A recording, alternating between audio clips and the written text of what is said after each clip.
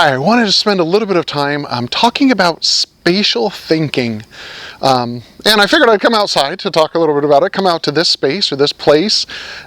Spatial is a kind of a funky word. It sounds a lot like we're talking about deep space, not necessarily like that. When we talk about spatial, we're really talking about tied to a location. And so geography is a spatial science, and so we're going to be looking at things based on space and place and other things like that. But there's this whole thing about spatial thinking and thinking about locations that I wanted to talk a little bit about. When we think about spatial thinking, a lot of times we might just be thinking like how well we do at orienting ourselves, right? So, I mean, somehow, somewhere in my brain, just about all the time, I can go, oh, north is going to be in that particular direction. Now, you might be looking going, well, yeah, duh, if it's mid-morning and the sun's over there. But yeah, you know what? I mean, to me, there's all sorts of things that we kind of feel are superpowers. Well, that happens to be one of mine. As I am able to kind of think a little bit more about that. Now, I would attribute some of it to my education, to my learning that I've been doing, but it seems that I kind of am able to visualize things in a way understanding spatial patterns, especially when we're looking at a landscape. And over time, I think that's a skill that we start to develop, especially if you're a geography major. You might be thinking, wait a second, I don't do any of that. But you will eventually. If you're a geography major, if you don't try to build those skills, then you'll always be rolling the map around trying to figure out what side is up. And depending on Siri to get you everywhere you need to go, which is okay. We can't all be geographers. I understand that. But I'm glad to have some geographers here with me today. So spatial thinking, like what does that mean? Well, when we think about place and we think about space, there's a lot that we attribute to those places and those spaces. So that's also a part of this spatial thinking.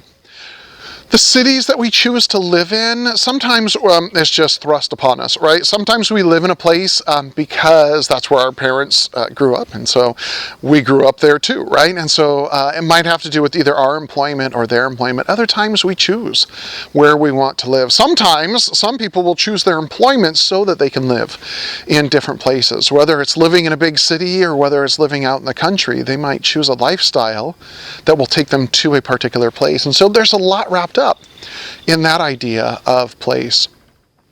Another idea with place is this idea that emotions are tied a lot to it.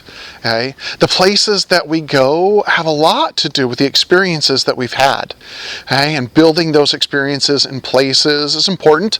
And this goes both directions, unfortunately. Sometimes we might be in a place where either for ourselves or for ones that we loved or ones that we relate to, there are places that are dark.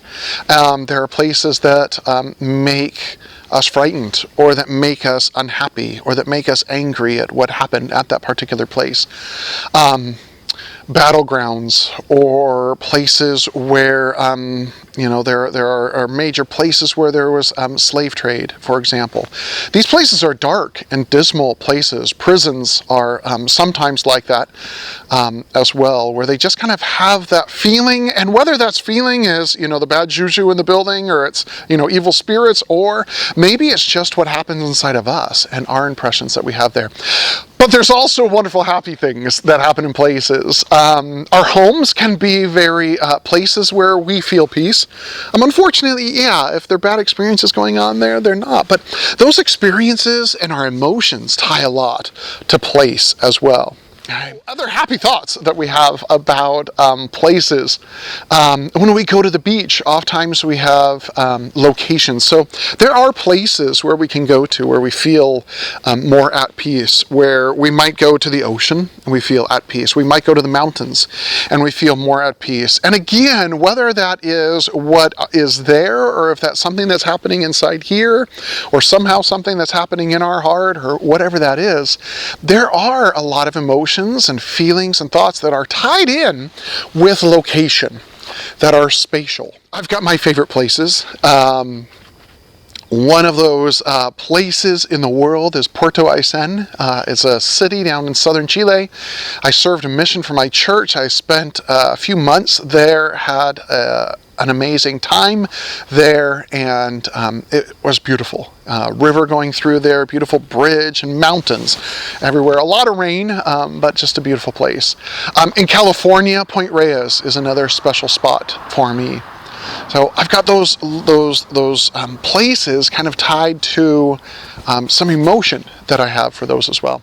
The routes that we travel sometimes are bringing us different thoughts, different ideas, but it's really interesting. Sometimes if there's a route that we've driven a lot, sometimes our brain kind of gets pre-programmed to things, right? So for example, driving from work to home or home to work, if that's something that or school and back and forth, sometimes I'll be driving, and this happens to all of us from time to time, we'll be driving along and we'll go, wait a second, how did we get to here, right?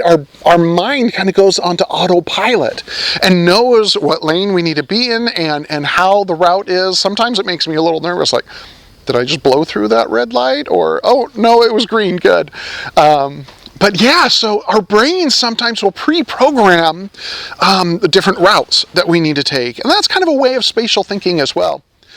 Our brain also kind of triggers activities that we do in places, right? And so our brain gets trained for different ideas or different things to happen in a place. So if there is a place where you are always sitting down and messing with your phone, when you sit down in that place, your brain starts to think, oh, I need to grab my phone and start flipping through Facebook. Or I'm down, I'm on my bed and it's the middle of the day.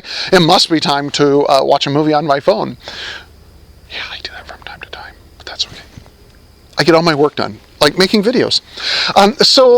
There are other things when we go to our workplace. Oftentimes we can stay, on our work, but we can train our brain to do different things in different places as well. So spatial thinking goes beyond just knowing which direction is north or being able to figure out how to read a map or relate a map. Spatial thinking really encapsulates a lot of different thoughts, a lot of different ways of looking at the world or experiencing the world or understanding the world or understanding our place, how we relate to our place, how that place relates and influences us, the way that we think, the way that we feel, the way that we respond.